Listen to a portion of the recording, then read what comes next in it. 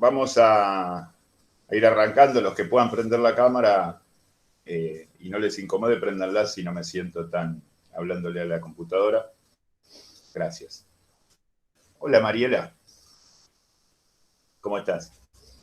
Bueno, vamos a empezar este nuevo encuentro literario que hacemos un martes por mes con el equipo de lectores de la ULP.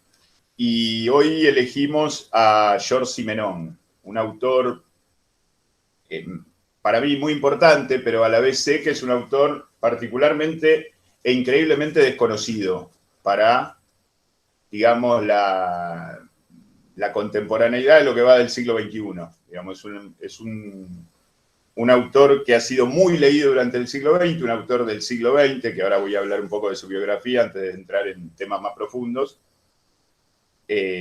muy leído en el siglo XX, el autor que más libros vendió en el siglo XX en todo el mundo, y uno de los autores que más libros vendió a lo largo de la historia y que más se tradujo, etc. Ahora después voy a pasar a datos estadísticos que de todas maneras están en internet, pero que curiosamente las editoriales le han dado la espalda en los últimos 20 años, se lo ha dejado de reeditar, se lo ha dejado de traducir, y la gente sub 40 o sub 50 directamente no lo conoce. Y es particularmente extraño esto porque por algunos datos que ahora vamos a revisar. Un autor belga, no es común, no hay muchos autores belgas conocidos, mucho menos de la talla de Simenon, o que hayan escrito tanto como Simenon, o que hayan trascendido de la frontera de Bélgica. En general conocemos, en este lado del Atlántico, conocemos autores norteamericanos, franceses, ingleses, alemanes, italianos, españoles, por supuesto, pero difícilmente un autor belga, como es el caso de Simenon, que nació en esta pintoresca ciudad de Lieja, hacia 1903, y que vivió durante todo el siglo XX hasta 1989, en realidad, que falleció a los 86 años, y en esos 86 años publicó nada menos que 250 novelas. Y uno dice, bueno, publicó 250 novelas, debe ser un chanta que escribía como chorizo y que repetía siempre la misma fórmula y que más o menos tenía como un método, tenía un ejército de hormigas que escribían por él, repitiendo. Bueno, no es el caso de Simenon. Simenon es, por lo menos para mí, el mejor narrador del siglo XX y uno de los mejores escritores que yo he leído. Que he leído poco, o mejor dicho, me falta mucho por leer, pero de lo que yo he leído es uno de los narradores más precisos en cuanto a la comunicación con el lector, uno de los más intrigantes, de los más profundos y curiosamente también de los más fáciles de leer, porque es grato leer a Simenon. Uno puede arrancar a la mañana una novela de Simenon y terminarla a la tarde, porque uno no se despega del libro fácilmente. Básicamente fue novelista, escribió cartas que publicó, escribió sus memorias, que son 2 tomos gigantescos, escribió prólogos de otros libros, escribió cuentos, escribió ensayos, muchos ensayos, pero básicamente se lo conoce por esas 250 y pico de novelas que publicó durante 50 años. Empezó a publicar menos de 50 años, 40 y algo de años. Empezó a publicar en 1931 y dejó de publicar a principios de los 70 y se retiró de la actividad. Se retiró, dejó de publicar, aparentemente dejó de escribir y vivió los últimos años de su vida sin esa vorágine que era para él escribir 3, 4, 5, 6 novelas al año y publicarlas y traducirlas y ver las ediciones y todo lo que eso significa.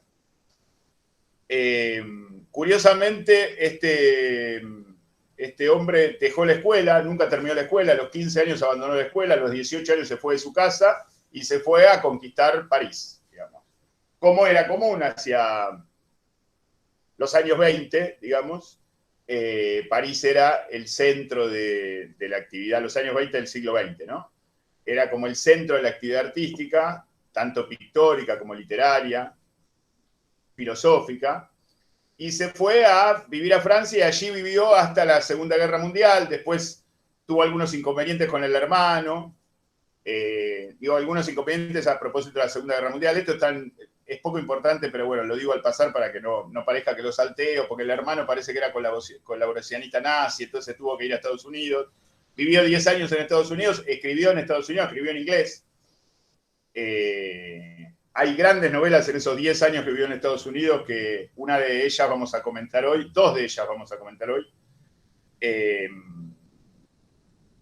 10 años en Estados Unidos y después volvió a Europa en 1955 y después se retiró a Suiza y vivió en Lausana, en Suiza, hasta su muerte. Esto básicamente como para decorar un poco una biografía que Wikipedia pone en Simenon y dice esto que dije yo y probablemente 10 o 20 cosas más.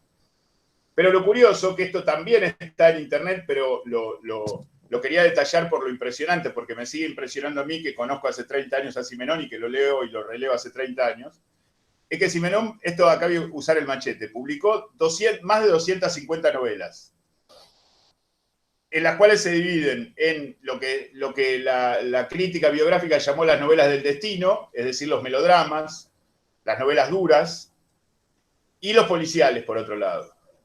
Los policiales, a través de un personaje como se estilaba durante el siglo XX, herencia de Edgar Allan Poe, con un detective, en este caso un comisario, el comisario Maigret, que resolvía casos mayormente de asesinatos, o de robos, o de estafas, o algún tipo de crimen, con un método muy particular, que después cuando nos ocupemos de esa parte de su literatura, pero básicamente las 250 novelas son mitad y mitad de las novelas del destino y las novelas policiales.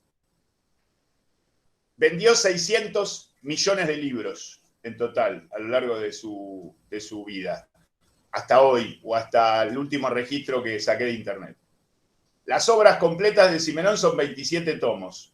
Se consiguen en francés o en inglés. Acá hay que armarlas en castellano, hay que armarlas como las estoy armando yo. Fue traducido a 55 idiomas, Simenon.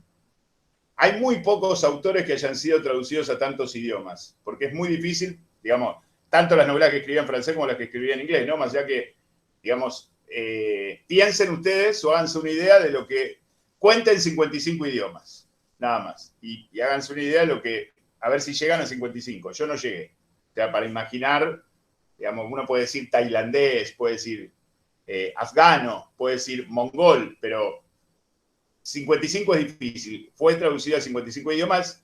En la Argentina ni Borges fue traducido, ni nadie fue traducido a 55 idiomas. Aparte de estas novelas, escribió cuentos, prólogos, bueno, sus memorias, ensayos, diario. Tiene un diario que llevó, que se publicó una parte después de muerto, y miles de artículos periodísticos, porque él empezó en el periodismo, dejó la escuela, se fue a ir a París y empezó a trabajar de periodista sin ser periodista, a hacer como crónicas de casos policiales, en diarios, en revistas, y la mano de Simenon era muy especial, por eso terminó como escritor, y después se empezaron a publicar o se empezaron a conocer aquellos viejos artículos de juventud que cuentan como parte de sus obras, digamos, ¿no?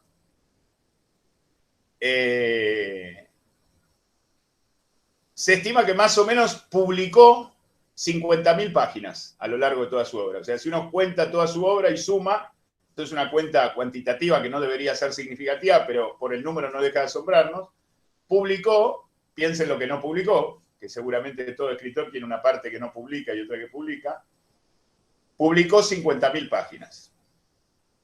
Y hay un dato interesante que a mí particularmente me interesa, porque soy una persona que viene del cine y todo, que hay 88 films basados en novelas de Simenon. Algunos son basados en la misma novela, ¿no? O sea, algunas adaptaciones tienen... Pero hay 88 films basados en Simenon. Yo no sé si hay otro autor que tenga 88 adaptaciones. O sea, si hay otro autor de literatura o de teatro, también se adapta al teatro, que tenga 88 adaptaciones en el cine. El mismo autor. Esto son números que en sí no quieren decir nada si uno no lee a Simenon, y la intención de esta charla es profundizar la lectura de él releerlo o invitar a releerlo a aquellos que lo han leído y lo han abandonado por ahí, y aquellos que no lo conocen o que lo conocen y no lo han leído puedan acercarse a él con absoluta confianza de que es un autor más que probado. Y cuando digo más que probado, no solo más que probado por mí, sino porque es un autor que cineastas o productores para adaptarlo, editoriales de otros países para traducirlo y editarlo, millones de lectores que lo han leído, y era un autor popular. Simenón era un autor popular. Era un autor que leía en la Francia de los años 30 la población de provincia, el parisino de clase media-baja. Sus libros eran baratos, accesibles, en ediciones baratas, populares. Y bueno, digamos, todos estos números es un poco como para algo que hago siempre cuando encaro estas charlas, de alguna manera encontrar un poco el sentido o invitarlos a los participantes a entender por qué uno lo elige, digamos. Más allá que a mí me apasiona, a mí yo lo leo y lo releo infinitamente. Me dio mucho placer preparar esta charla porque me obligó de alguna, entre comillas, a volver a leer novelas que ya había leído y releído, que algunas vamos a trabajar acá hoy, algunas las nombraré y otras las pueden buscar. En internet hay un montón, en PDF hay un montón de novelas de Simenón. Inclusive nosotros, para los participantes de acá, podemos acercarles algunas más de las que ya han encontrado y bajado de la plataforma de lectores cuando se inscribieron. Podemos brindarles más novelas porque ahí yo tengo y son de todas maneras son de fácil acceso. En papel ya es más difícil y hay que conseguir usado, porque ya en las librerías no se edita más, Simenón. No hay posibilidad de encontrar una librería en Buenos Aires ni en el resto de la Argentina, una librería común de libros nuevos, y pedir un libro de Simenón y que le quede algún ejemplar en algún estante a un librero. Tiene que ser una librería de usados o tiene que ser por Mercado Libre, pero por Mercado Libre hay cientos de novelas de Simenón a mano para comprar a precios muy baratos. Bien. Bueno, he hecho toda la venta de Simenón, parezco el hijo de Simenón, pero bueno. Pero realmente me gusta mucho el autor. Vamos a presentar un poco algunas de las novelas que vamos a hablar de algunos temas. Después particularmente de 2 o 3 de estas novelas, y después abrir el juego para aquellos que han leído o que no han leído y quieren preguntar y establecer el diálogo y todo eso. Las novelas, digamos, nosotros subimos al material de lectura de la página para que ustedes lean, bajen y lean.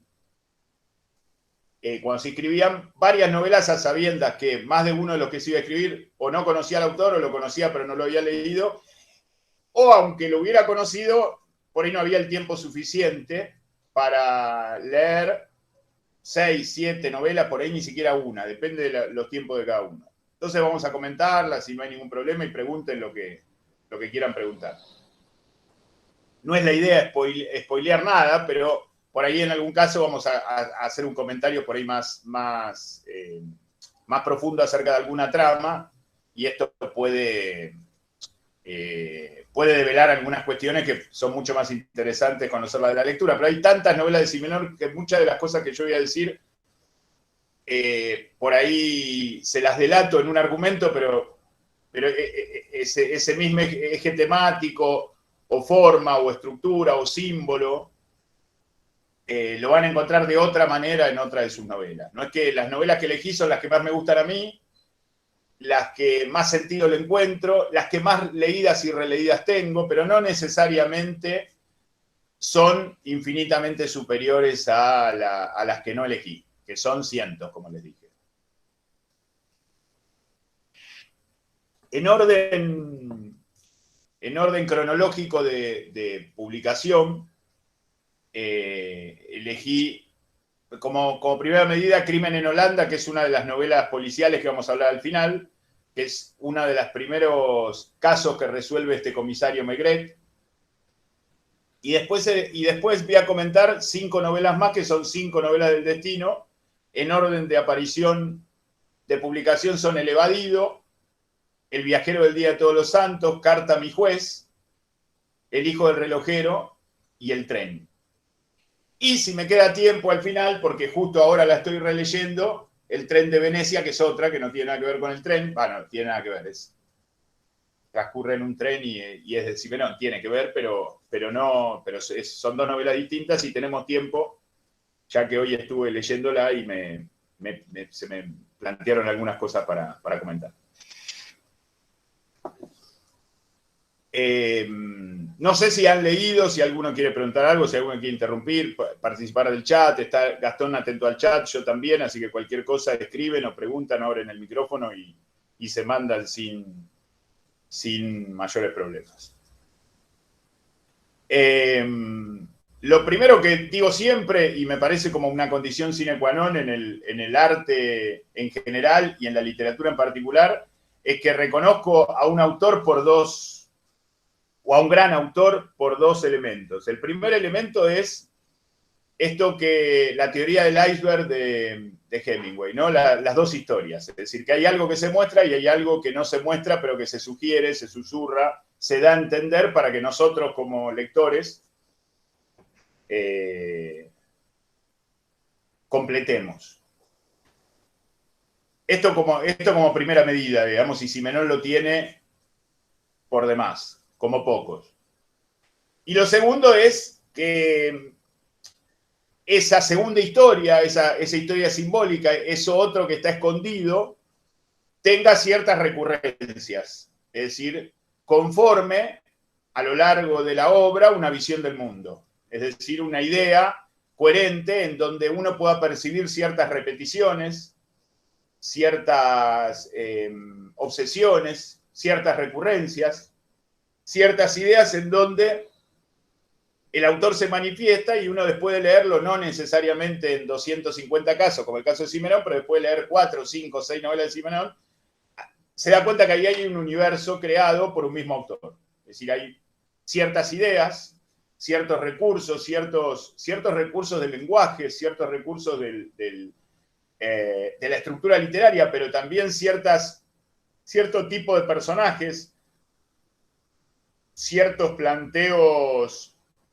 argumentales, ciertas resoluciones o ciertos conflictos entre los personajes que intervienen que uno ve como la figura en el tapiz. Es decir, uno va viendo que acá hay una idea que se está construyendo y no es que es azaroso y que son repeticiones casuales, ¿no?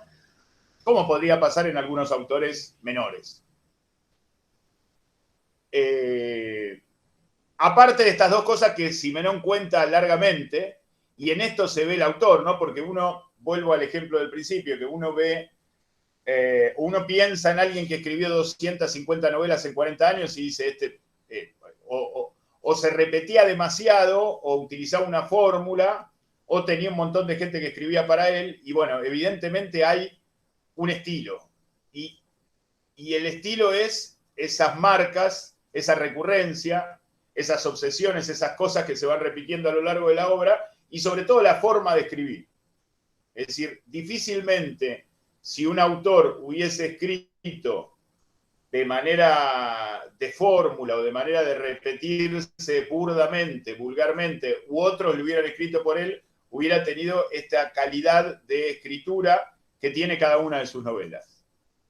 No me pasó nunca, y he leído más de 130 novelas de Simenón, creo que 132 o 133, nunca me pasó que agarrando un al azar me haya encontrado con un bodrio, o con algo aburrido, o con algo en donde no estaban claramente las 2 historias, en donde no había algo que me quería decir aparte de lo que me decía, en donde no había algo que me hacía reflexionar y a la vez en donde no había algo que se repetía intencionadamente como estilo, como forma, como idea, en una novela anteriormente leída.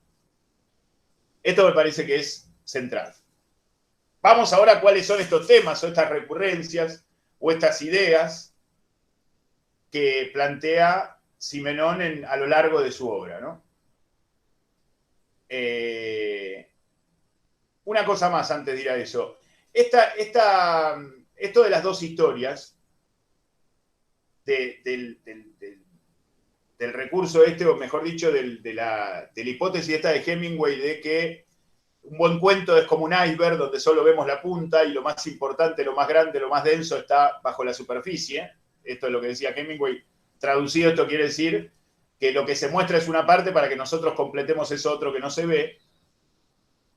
Es muy fácil de lograr cuando uno logra un estilo transparente, cuando uno apela a un género que se repite y que sostiene y defiende sus estructuras básicas, cuando uno genera una fluidez en la lectura, cuando parecería, inclusive a veces, que lo que está leyendo es solamente superficial y que nos demanda a nosotros la intención manifiesta de profundizar, que no está señalado de ninguna manera en ese texto, en esa primera historia, en esa punta del iceberg no está señalado constantemente lo que está escondido bajo las aguas, sino que la lectura es absolutamente transparente.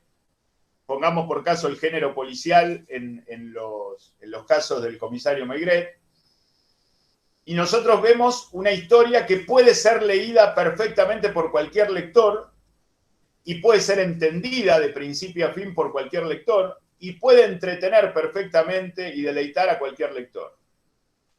Ahí es donde, esa es una prueba, en el cine pasa algo similar, es una prueba de que está claramente separado lo que se dice de lo que se quiere decir y no hay una mezcolanza donde se le exige al lector o al espectador de cine o al contemplador de cuadros un conocimiento previo, como si fuera una adivinanza, un test o una prueba, un examen, en donde tiene que rendir cuenta de lo que ya sabe, sino que la construcción de sentido está dado a partir de esa primera historia aparentemente simple, de esa primera historia transparente, de esa primera historia de género, en donde se desarrolla subterráneamente esa segunda. No sé si soy claro en esto y después me pueden preguntar, pero esto me parece fundamental y Simenón es como en la mejor literatura es un claro ejemplo de este caso, donde cualquiera puede leer una novela de Simenón.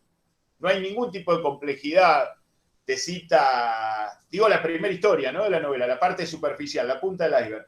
No hay ninguna erudición manifiesta, ninguna trampa, ninguna zancadilla al lector en donde uno al leer diga, pues esto no lo entiendo, no, esto es tengo que leer 10 años filosofía para entender lo que me quiere decir este tipo. No, es absolutamente claro, es absolutamente intrigante, interesante, se lee rápido, es ágil, independientemente de las traducciones. Esto es algo también que me llama mucho la atención, porque a Simenón, por supuesto, no solamente lo han traducido a 55 idiomas, sino que al español lo han traducido por lo menos 4 o 5 traducciones distintas tienen algunas de sus novelas. Con lo cual, esto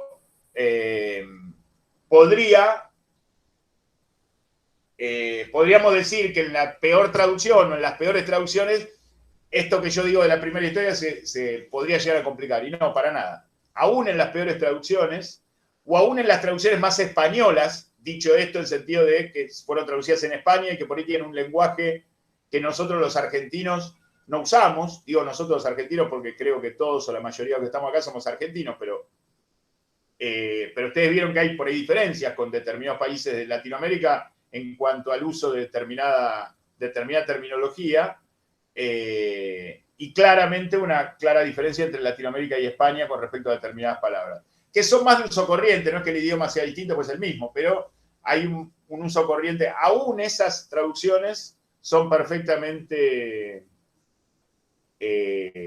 transitables para el lector sin mayores dificultades. Alberto, esta profundidad que vos decís que se encuentra en los textos de él, ¿es en general o solamente, se puede observar en el policial esa segunda lectura? ¿Hay elementos en el policial para profundizar, más allá del hecho del detective y el tipo de deducción que haga?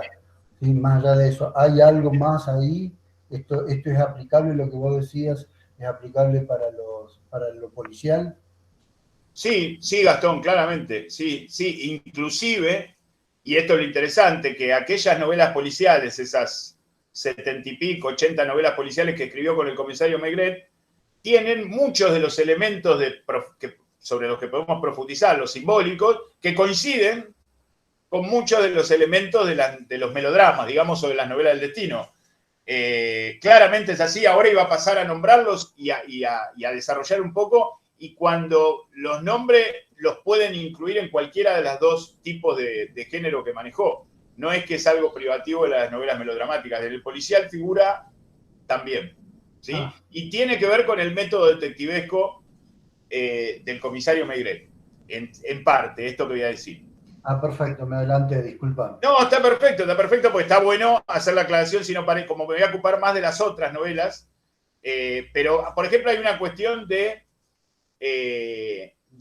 entender o intentar entender a la condición humana como algo excesivo, degradado, pobre y dispuesta a cualquier cosa. Pero entenderla, comprenderla, es decir, no juzgarla.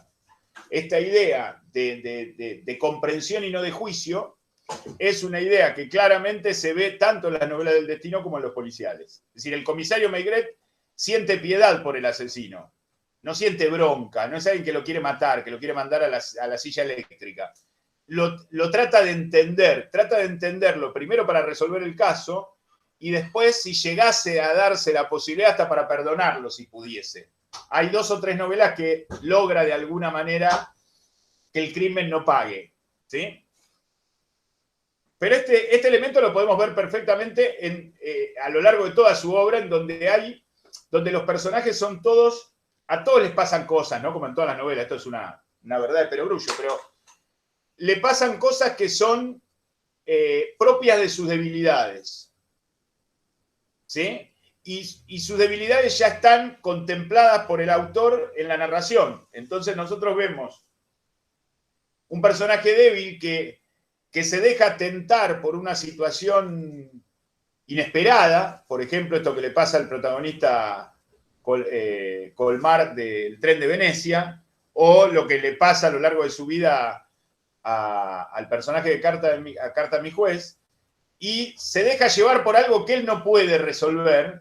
Entonces la mirada del autor a lo largo de la narración es una mirada contemplativa, piadosa, humana, y las cosas más despiadadas que se puedan imaginar suceden en las novelas de Simenón, pero siempre hay un manto de comprensión.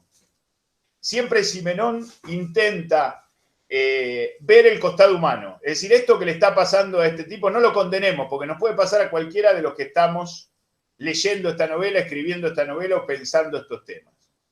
Hay una novela que se me viene ahora a la cabeza, que se la recomiendo, que no está en el menú de hoy, pero justo tiene que ver con lo que estoy diciendo, que se llama La verdad sobre mi mujer, que es casi un diario en primera persona de un hombre que cuenta y justifica, entiende y perdona a su mujer que intentó asesinarlo a él y no lo logró porque falló el veneno. Se llama La verdad sobre mi mujer, una novela de 1940, 41, 42. Escribió en Francia la primera parte de su escritura europea. Bueno, a ese punto, es decir, un marido hastiado de su mujer y su mujer hastiado de su marido, evidentemente. Esto es algo que se repite mucho en muchas novelas y ahora lo vamos a hablar, en donde, contado desde el punto de vista del hombre, por supuesto filtrado por estas ideas de Simenón y por su visión del mundo, el hombre intenta entender por qué su mujer lo quiso matar y termina comprendiendo por qué lo hizo. Y termina hasta justificando por qué lo hizo. Digamos, hasta esos extremos llega esta especie de compasión simenoniana, si me permiten, en su narrativa, tanto en su novela del destino como en sus policiales. Hay un tema que se repite, que lo van a ver bueno, Carta a mi juez, más allá de que la escribió viviendo en Estados Unidos, es una historia típica de provincia francesa, y la mayoría de sus novelas tienen, no sé si la mayoría, pero por lo menos la mitad de las novelas del destino tienen esta característica, que son historias de pueblo, historias de provincia, historias de lo que podría ser una población de 15, 20 mil habitantes en las afueras de Francia, cerca de algún puerto por ahí, pero lejos de París, a diferencia de los policiales que en general tienen alguna relación con París, porque el comisario Maigret es el comisario justamente de la Policía Judicial de París. Pero las historias de las novelas del destino son historias en donde se pone en juego desplazado esta idea moderna de la felicidad rural, vamos a decir, o semi-rural, o rural moderna. Nos vamos a encontrar con infinidad de hombres que no soportan la vida que llevan, que no soportan su trabajo, su familia, sus hijos, su mujer, sus costumbres, sus amigos, sus rutinas, y que intentan patear el tablero y hacen de las locuras más increíbles que se puedan imaginar. Se van a encontrar con mujeres ante la misma actitud y por los mismos motivos. Y en definitiva lo que esconde esta idea, esta recurrencia en la narrativa de Simenón, es que la vida burguesa moderna, digamos del siglo XX, sobre todo en Francia, pero esto se puede universalizar, burguesa aún rural o semi-rural, porque en general muchos de estos personajes son funcionarios o profesionales o médicos o ingenieros o técnicos, no es que son personas campesinos, ¿no? Sino que esta cosa de la vuelta a la naturaleza, de estudiar en París y volver a la provincia de origen como que uno va a tener una vida más tranquila, o al revés, o partir de la provincia de origen para terminar en París. Ese juego ya hay como una trampa de antemano en la narrativa de Simenón. Ya hay un progreso burgués definido que ya nos tendió todas las trampas y que nos va a acercar. Y que la única manera que tenemos de hacer es aceptarlo, resignarnos o patear el tablero de una manera sin ninguna certeza de los resultados que se puede obtener al patear ese tablero. Porque patear el tablero es irse, como el personaje del evadido, que por supuesto el personaje del evadido, no sé si la leyeron, es un personaje muy especial, porque tiene un pasado que le ocultó a toda su familia de 20 años atrás, y se lavó el pasado de alguna manera para participar de ese juego burgués, y después se harta y empieza a extrañar la verdadera vida, que era lo que vivía antes, cuando era un delincuente.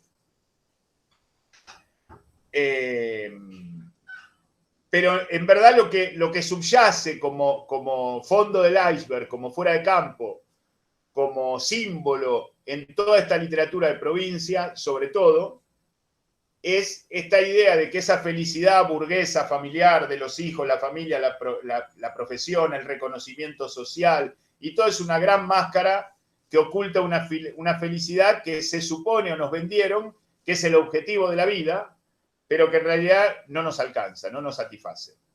Íntimamente no nos satisface. Esto lo vamos a ver en Carta a mi juez de una manera tremenda.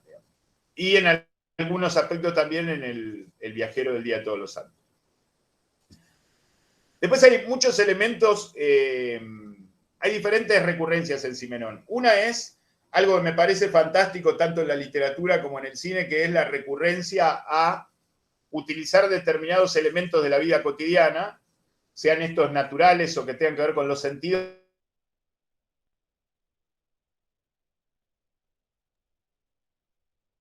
y esa tormenta exterior tiene un correlato en la tormenta interior del personaje. Los olores, hay muchos olores, muchos perfumes en Simenón que en general están ligados a la infancia, están ligados al pasado, están ligados a lo que el personaje en el presente hastiado recuerda como felicidad o inocencia. Hay muchas cuestiones táctiles en Simenón, ciertas texturas. Hay ciertas atmósferas o ciertos paisajes que de alguna manera están recortados y descriptos en directa e íntima relación con lo que se está narrando y tiene una correspondencia directa con el interior de lo que le está pasando a los personajes, ¿no? Los personajes, esto que voy a decir ahora es algo constante en la narrativa de Simenón. Simenón es un autor que cuenta, tiene tal habilidad para narrar que cuenta en pasado, después salta al presente, después pasa un diálogo, después pasa un diálogo del pasado, después pasa un pensamiento interior, y nosotros lo podemos seguir perfectamente. No hay red con Simenón, no es que a cada rato está aclarando, entonces se nos hace pesado esas aclaraciones. Él va narrando y mientras narra, describe, mientras narra, hace un flashback, como decimos en el cine, y va al pasado, y nos damos cuenta que eso que nos está, ese párrafo responde al pasado, nos pone unas comillas, o nos da a entender quién lo dijo y ya sabemos que es anterior, o nos hace una comparación, o pasa inmediatamente de un diálogo a algo que el personaje está pensando y no se anima a decir en el diálogo, y siempre se entiende esa transparencia diegética, narrativa, que tiene la primera historia y nos permite, y todos esos juegos, todos esos recursos narrativos están atados a estas cosas un poco más profundas que él intenta comunicar, creo yo, mediante el símbolo. Después nos vamos a encontrar con un universo religioso muy interesante en Simenón. Simenón era católico, formado por los jesuitas, pero era alguien que renegaba mucho del catolicismo y mucho más de las otras religiones. Y la religión muchas veces en la narrativa de Simenón es ciertos parámetros católicos que más o menos se cumplen en la realidad y en general mucha hipocresía en el aspecto religioso más institucional. Crimen en Holanda es una de las novelas más tremendamente críticas del puritanismo holandés y del protestantismo en general. Nos vamos a encontrar en Simenón con el punto de vista del personaje, que es como un desdoblamiento de esta idea de piedad del autor hacia sus personajes, donde el personaje siente como una autopiedad, una autocompasión, una autojustificación de lo que está haciendo. El personaje se explica a sí mismo, no a los demás ni al lector, se explica a sí mismo cada paso que da, sobre todo en su derrotero, ¿no? en sus desvíos. O sea, una vez que ya empieza a caer, porque esto lo van a ver permanentemente en las novelas de Simenón, cuando se quiere romper ese cerco prefabricado, esa vida burguesa que se supone que es el objetivo de la vida. Vamos a ser felices, vamos a tener hijos, vamos a armar una familia, vamos a tener todo lo que el sistema ya de una manera previa y falsa nos preparó para la felicidad. Cuando llegamos a ese lugar nos damos cuenta que eso no alcanza. Y para salir de eso hay que romper eso. Y para romper eso los personajes son capaces de hacer cualquier cosa, hasta cometer un asesinato. ¿Sí? Con respecto a uno de los elementos con el cual Simenón trabaja esto, obviamente, y algunos ya se han dado cuenta, es el tema del doble, el mitologema del doble. Es decir, todo el tiempo hay una duplicidad en Simenón. Es decir, está el comisario y el asesino que se espejan de alguna manera, porque inclusive el comisario muchas veces especula, si él no tuviera lo que tiene, por ahí se comportaría como el asesino, y el asesino por ahí tiene sus razones para hacerlo. Y sobre todo en las novelas del destino, en las novelas del destino nos vamos a encontrar con personajes que tienen claramente una doble vida. Es una doble vida porque optan por salirse de ese esquema burgués de provincia, francés, portuario en general, en donde la vida es una repetición constante, infernal prácticamente, y donde todo es apariencia, y donde todos son los mismos, y todos los sábados se va a jugar a no sé qué juego a la casa del alcalde, y no sé qué ropa hay que ponerse para ser bien visto, y los hijos tienen que ir a tal escuela, y las mujeres de Simenón son monstruosas, las esposas de algunos de estos personajes son monstruosas también, como el mismo personaje. Los hijos de Simenón son increíbles, no tanto las hijas, los hijos de estos personajes de Simenón, si los tienen, y sobre todo si son, digamos, adolescentes o adultos, los hijos varones son están totalmente absorbidos y no tienen chance. Entonces también en algunas novelas hay como una idea del padre de rescatarlos, aunque sea con el ejemplo, es decir, hacer la locura para pagar él, pero que su hijo vea que no se conforme con eso que se está conformando. Pero básicamente está el tema del doble. Y el tema del doble, la misma narrativa de Simenón nos lleva, esto lo vamos a ver ahora en un ratito en Carta a mi juez, la misma narrativa de Simenón nos lleva a duplicarnos a nosotros, porque nosotros tenemos, o sea, Simenón nos invita y por momentos nos obliga a comprender ese personaje, a incluir ese personaje, a sentirlo como que podemos ser nosotros. Bajame un cachito el volumen, por favor. Nosotros no entramos rápidamente. Hay como una exigencia del libro para que nosotros estemos a la altura de lo que Simenón nos pide. Es decir, nosotros tenemos que hacer un esfuerzo moral para entender a ese personaje, porque ese personaje a priori nos queda lejos. No que nos quede lejos porque vive geográficamente lejos o porque hace una actividad a la que no estamos acostumbrados, sino porque no le pasan cosas demasiado inhabituales, o demasiado curiosas, o demasiado, entre comillas, casuales, o toma decisiones sin darse cuenta, y acá está el juego que trabaja Simenón con el lector, porque el lector de Simenón es de alguna manera el personaje, o alguno de los personajes de Simenón, es despertarnos a nosotros acerca de la vida que nosotros mismos vivimos. Esto me parece una cosa muy interesante, ¿no? No porque el arte nos tenga que dar lecciones o nos tenga que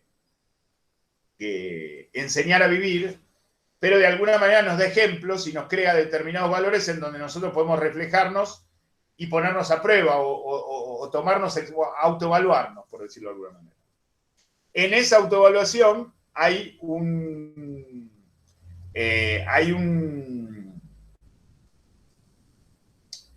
una exigencia para el lector para que piense sobre su propia vida. Entonces ahí nos desdoblamos nosotros, es decir, nosotros ya somos dos. Nosotros somos el que quiere al personaje y el que lo cuestiona. El que lo acepta y el que no quiere saber nada. El que, menos mal que le pasó a él y no me pasó a mí. Y el que dice, bueno, vamos a vivir esta historia. Y estamos todo el tiempo como doblados.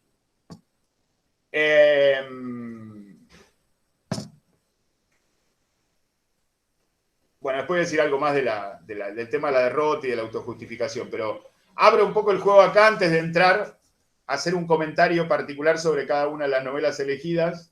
Y les pido que participen, pregunten, opinen, cuenten si lo han leído, si quieren preguntar algo de lo que dije, si quieren comentar, escucho.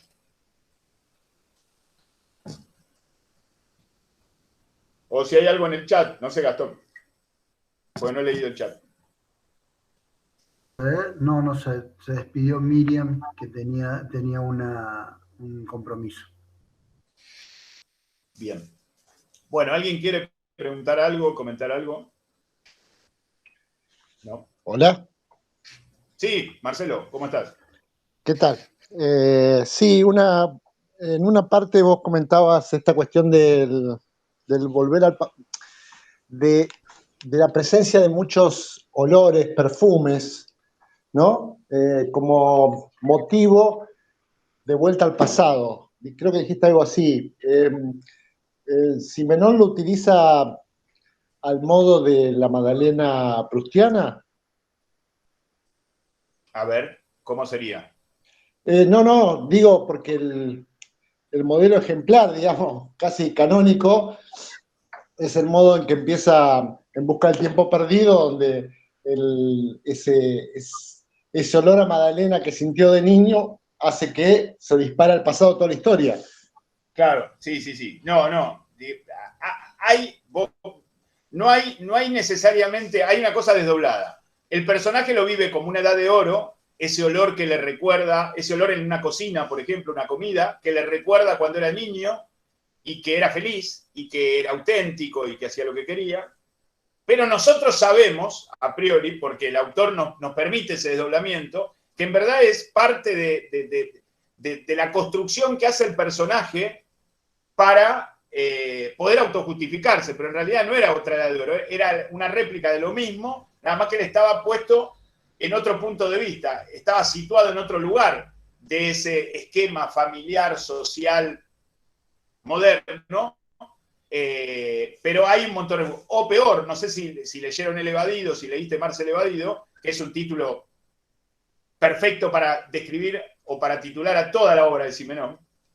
En El Evadido el personaje lo que extraña es su etapa de delincuente, su etapa de fiolo, de chantajista, en donde terminó preso y donde una mujer lo terminó sacando y él le robó a la mujer y se fugó y se quedó con la plata de la mujer y bueno, un día se casó, tuvo hijo y formó una familia y 20 años después aparece la mujer en el pueblo, ¿no? Estos son los primeros 3 ojos, o sea, después lo demás no se los cuento. Aparece la mujer en el pueblo y él no sabe qué hacer. Entonces le intenta dar la plata sin hacerse conocer y la mujer se la rechaza. Se muestra y la mujer no lo reconoce. Esa mujer que había sido su amor hace 20 y pico de años. Y todo lo que él siente, percibe, huele, escucha, que se refiere a ese pasado, a esa edad de oro que tiene más que ver con un estado de ánimo que él no puede volver a encontrar, en verdad es la época delincuente. La época, vamos a decir, prolija o honesta, es la de ahora, que es un profesor de secundario, que tiene una mujer, que tiene 2 hijos, que tiene una casa, que tiene un grupo de amigos. Es decir, en principio creeríamos que eso como se nos presenta el personaje, es un personaje normal. Lo que cuestiona Simenón es esa normalidad. Entonces, al cuestionar esa normalidad, esos olores o esas referencias al pasado, que en general están unidas a la infancia, el pasado es la infancia de los personajes, la infancia nuestra es el pasado, la infancia de la humanidad, si queremos, no tiene una relación tan directa con lo que podemos llamar míticamente la Edad de Oro, sino en tal caso con una Edad de Oro subjetiva. Porque lo que tiene Simenón es eso, que los personajes se crean una santidad privada, es decir, se crean como un reglamento privado de vida que van como una moral privada. Hay una frase en La desaparición de Odelia, una de las últimas novelas que publicó, que dice: un hombre resignado que se armó una pequeña existencia a su medida.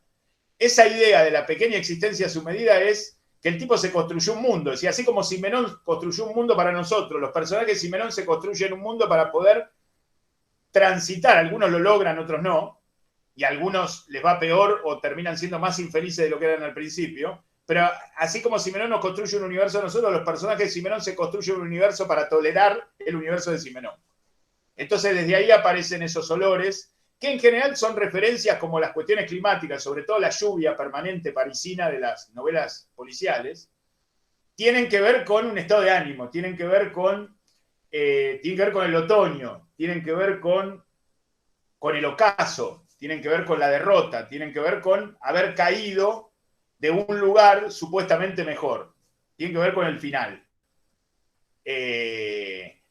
Pero no sé si yo ligaría la cuestión de edad dorada o de época mítica o de época sin tiempo o de época arquetípica ese pasado, sino que es un pasado más bien de la infancia del personaje o de la juventud de ese personaje, que moralmente es tan dudoso como el presente y que es una escapatoria del personaje porque no tolera el presente.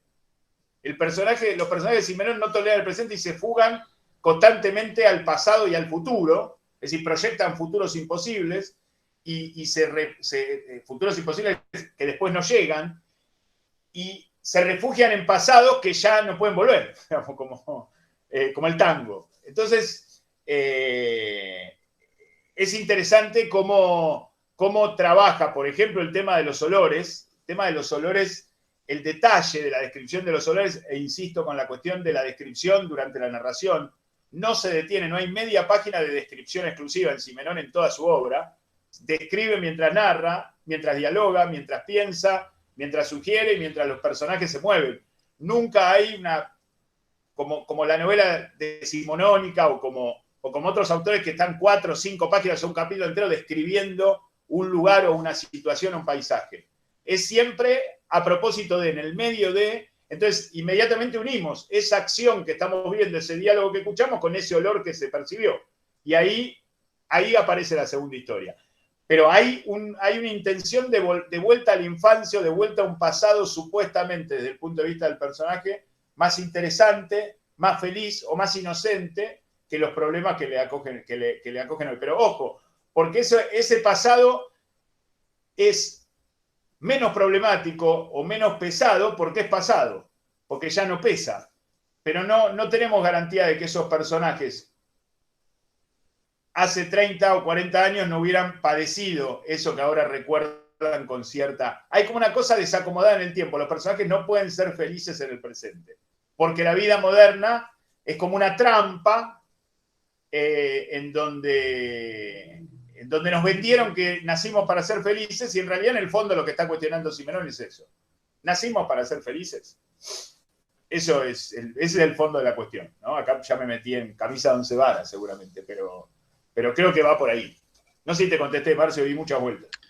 No, perfecto, porque aparte justo en el final, y te iba a hacer otra pregunta al respecto, que tiene que ver con esta separación o esta dualidad que aparece en la obra de Simenón entre las novelas policiales de Mayret y las novelas del destino, hablabas, ¿no?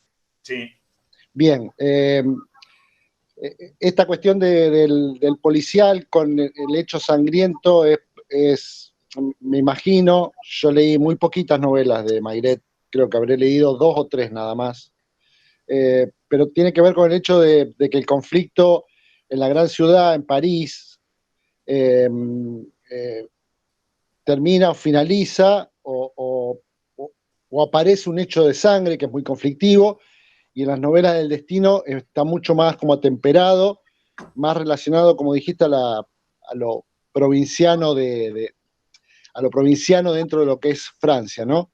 Y la pregunta era si subyacía en ambas corrientes alguna posibilidad de salvación digo, porque es muy, a partir de lo que comentabas, es un verdadero problema, ¿no? Porque no hay posibilidades, porque esa vida burguesa ya en esa vida burguesa es imposible la felicidad, tanto en la gran ciudad como en la pequeña ciudad. Es toda una gran farsa, una gran mentira. Y ante eso, ¿qué? O sea, ¿cuál es la salida? ¿Qué sé yo, Tahití? No sé. No, inclusive hay una novela que transcurre en Tahití. Las novelas de Simenón transcurren en los lugares más increíbles que se va. Hay una que transcurre en África, otra en Ecuador, otra en la Unión Soviética, cuando existía la Unión Soviética, en diversos lugares de Europa. Lo primero que quiero decir con respecto a tu comentario previo a la pregunta es que no es tan lineal. En general sí, pero no siempre. Las novelas del destino son de provincia y las novelas de Maigret son de ciudad. Porque a veces, más allá que es el comisario de la Policía Judicial de París, en realidad muchas veces va a resolver casos marginales de las afueras de París o de otros países convocados por las policías de otros países, o va a buscar un prófugo o lo que fuera. Es decir, que no es, y se inserta en un mundo barrial, provincial, tan parecido a La Rochelle o a Le Havre o a Brest o a, qué sé yo, o a Burdeos. Es decir, Juan Burdeos es una ciudad un poco más grande, pero a muchos de los lugares portuarios en donde normalmente se desarrolla las historias de provincia de las novelas del destino. Ahora, eso como una cosa genérica está bien, pero no es tan lineal. Lo que une es la idea de entender al ser humano, de comprender al ser humano, digamos. Y esto no es poco como salida. Es indudablemente uno de los escritores más pesimistas que hay, Simenón. El mundo que plantea Simenón es un mundo de casi sin salida, pero no es un mundo triste donde nos deprimimos al leerlo. Y esto me pueden desmentir los que estén acá que lo hayan leído. Es decir, no es que uno termina de leer a Simenón con ganas de suicidarse. No, en realidad lo que ve es una visión del mundo muy trágica, que no va a ser el primero ni el último escritor con el que se encuentre. Y la salida es pensar, la salida es comprender, la salida es tender una mano, tender un puente y encontrarse con la posibilidad individual de no caer en las trampas propuestas, digamos. Ahora, no concibe o no quiere concebir o no puede concebir una salida universal en términos comunitarios, o en términos sociales, o en términos políticos, en términos de forma de vida, digamos. Pero no es solamente una oposición ciudad-campo o ruralidad-urbanidad, sino que tiene que ver con la forma de la vida moderna que no tanto nos aprisiona por alejarnos del campo. Usted, digamos, la vida hace 1000 años era toda campesina y hoy el 90% de la gente vive en grandes ciudades, es decir, la modernidad ha acumulado en pocos lugares a la mayoría de las personas que viven una vida, aún ya en la época que escribía Simenón, pero hoy más, de una manera mucho más concentrada y mucho más servil a esa modernidad, ¿no?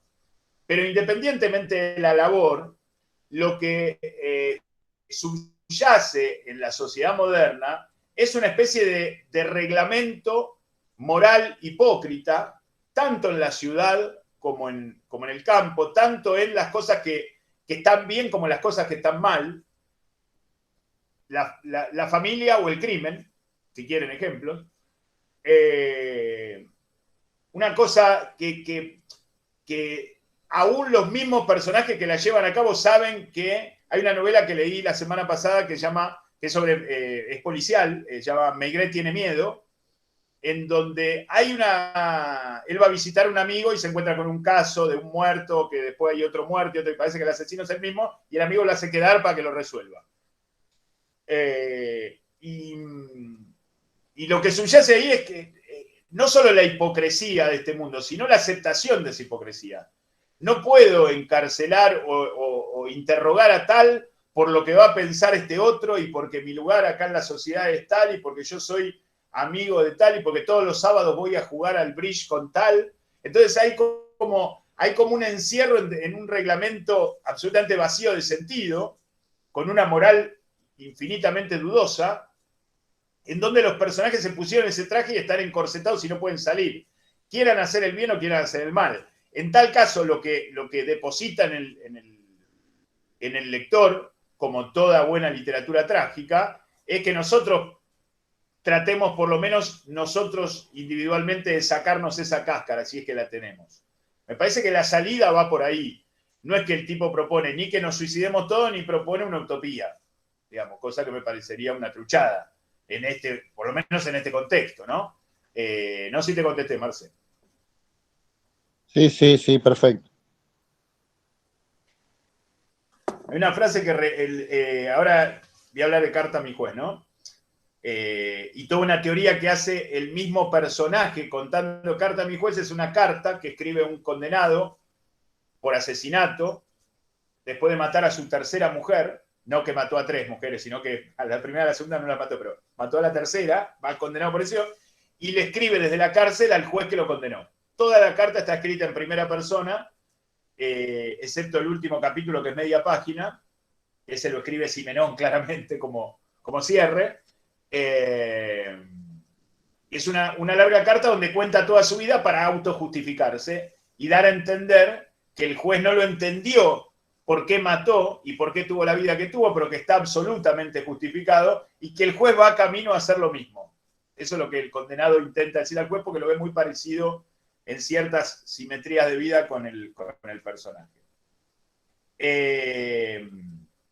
Ahí aparece esto del pasado y del futuro. Es decir, él estuvo toda la vida, nada más que él quería recuperar un pasado que había perdido, escapándose al futuro. La diferencia de esta novela con las demás es que no se nos narra ese transcurrir, sino que se nos narra como autoconscientemente al personaje que ya intentó eso y no lo logró. Entonces está reflexionando sobre eso, porque Carta a mi juez es el personaje simenoniano por excelencia que analiza su propio caso o declara él su propia autojustificación, cosa que los demás no hacen, sino que la viven y nos la cuenta Simenón, ¿no? Hay una frase que escribí hace un tiempo yo en un artículo sobre Simenón, que es: ese pasado imposible de recuperar se une, sin solución de continuidad, a ese futuro imposible de transitar. Es decir, están tan pegados a intentar recuperar algo irrecuperable que después no pueden transitar eso que proyectan, porque ese futuro termina no existiendo, digamos, ¿no? Bueno, hay una teoría muy interesante, básicamente trata el tema del doble, la novela, porque el personaje está duplicado consigo mismo, contando desde el presente carcelario toda su vida. Está duplicado porque él tiene como varias vidas a la vez, la primera mujer, la segunda mujer, la relación con su madre, su tercera mujer. Está duplicado porque le escribe al juez y a cada rato nos recuerda, señor juez, acuérdese que usted cuando me interrogó sobre tal cosa, en verdad no se daba cuenta que a usted le está pasando lo mismo y yo le vi una sonrisa en ese momento que usted no... Bueno, o sea, hay toda una idea acerca de la duplicidad que si la proyectamos y si lo leemos correctamente, creo yo, se manifiesta también con el lector. Es decir, a nosotros también nos está escribiendo este personaje que nos pone también en situación de que estamos transitando algo similar a lo que él transitó y podemos caer, y acá volviendo a lo de Marcelo, también a veces la literatura de Simenón nos alerta acerca de cosas caminos que no vale la pena transitar porque nos van a dar soluciones peores a los problemas que tenemos, si lo queremos tomar así de manera práctica, ¿no? Claramente, bueno, el tren de Venecia, el tipo se encuentra una plata y se mete una torpeza atrás de la otra y termina mal, digamos, como casi todos los personajes de Simenón. Podría haber pensado en la primera instancia y proceder sin arrebato, pero ese arrebato es producto de su infelicidad. Ese arrebato es un tipo que está de vacaciones en Venecia con su familia y se le hace la fecha de volver y hay un solo pasaje, entonces deja a la familia que no tiene obligación de volver porque ni la mujer ni sus hijos tienen obligaciones en París y él tiene que volver a trabajar, entonces se toma un tren solo, entonces ya se saca de encima el lastre que él traía, esto nos lo va contando el mismo personaje, pero tiene como una tara, está desplazado, los personajes de Simenón están desplazados. Son personajes excesivos, son personajes que no pueden responder 100% de manera clara. Entonces se duplican. Y hay una idea en Carta a mi juez que la expresa el mismo personaje, porque el personaje cuenta en primera persona toda la novela, que es la idea de la sombra, del hombre sin sombra. Hay todo un capítulo, creo que es el capítulo 4 de la novela, en donde el personaje hace como... se da cuenta de que él no puede ver su sombra. Como que todas las demás personas en la calle tienen una sombra proyectada y él no puede ver su sombra. Esto es más metafórico que real, porque él está contando algo del pasado y está como analizándolo filosóficamente. Pero hay una idea de que no puede ver esa duplicidad que evidentemente tiene. No puede definir su otredad. No puede definir qué es lo otro para él. Sabe, entiende que tiene que moverse, que tiene que salirse de ahí.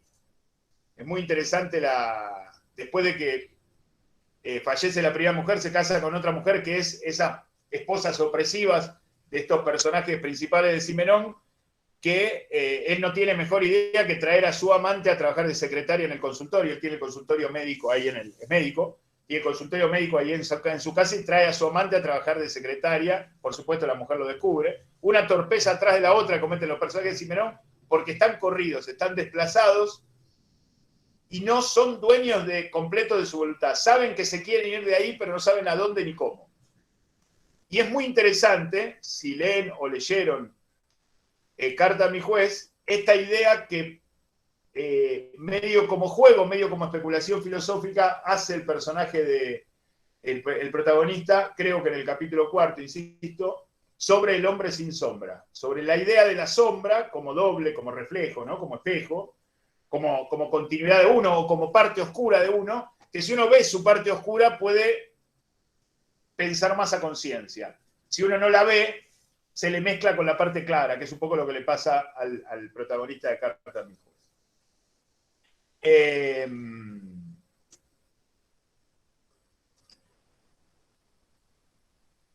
Paso ahora a otra de sus novelas. Voy a ir así salteado porque veo que ya son las 6:00 y quiero que participen ustedes. Quiero nombrarlas a todas y decir algo de cada una de todas. Bueno, El Evadido, más o menos la conté. Este personaje que tuvo una historia criminal y que se lava el pasado creyendo que eso que se lavó es lo malo, hace 20 años atrás, y ahora todo el tiempo extraña 1905, porque la historia transcurre en 1920 y pico, y él tiene el recuerdo de 1905 de aquella exposición donde le pasó esto, donde le pasó otro, donde era un delincuente, donde termina en una cárcel en las Guayanas, y milagrosamente la mujer de ese momento, que era una cómplice más que una esposa o una novia o una pareja, lo termina sacando de la cárcel de una manera también medio turbia, y él llega a Francia y se lava el pasado y se convierte en un profesor respetable de un pueblo de, creo que La Rochelle. Primero, el título que, como dije, es emblema de la obra de Simenón, El evadido. Es alguien que se está evadiendo todo el tiempo, y nosotros entendemos al principio de la novela que en realidad se está evadiendo. Primero se evadió de su pasado auténtico, aunque delictivo auténtico, para calzarse la máscara burguesa de promesa de felicidad moderna, y después se dio cuenta que esa máscara es una máscara, ¿sí? Entonces quiere volver al otro, pero aquellos compañeros de ruta ya no están más. O progresaron mucho, o están muertos, o están presos. Y esto es muy interesante. Perdón que adelanté esto, porque esto se lo van a encontrar en los últimos capítulos, pero esta imposibilidad se manifiesta ante esta cosa de destiempo que tiene la literatura de Simenón. El personaje va a buscar en el futuro lo que ya había perdido en el pasado, con lo cual es muy sintomático esto, que él va a buscar a un tipo que no lo reconoce, después va a buscar a otro que ya es un tipo que se borró su pasado de verdad y que ya creció y que es multimillonario y que cree que el protagonista de La Evasión es un policía que lo está investigando el pasado, entonces se lo saca de encima. Y por supuesto la mujer, que hubiera sido el puente para toda esta cuestión, no lo reconoce. Es decir, ese pasado ya en el pasado era turbio, él intentó salirse de ese pasado y cuando 20 años después quiere volver, ese pasado no está. Si no se puede encontrar a las personas como si se hubieran quedado detenidas en una especie de pausa de vida, una especie de línea de tiempo imaginaria donde uno va y se sitúa en un ficcional presente y se sitúa ahí y encuentra todo como lo dejó. Por supuesto, eso ya no está. Y en general, y a favor de la tragedia y de su visión del mundo, eso es bastante inconveniente que no esté. Porque el personaje quiere recuperar algo que es imposible de recuperar, no es algo imposible de recuperar para él. Es algo que ya no está, simplemente no está.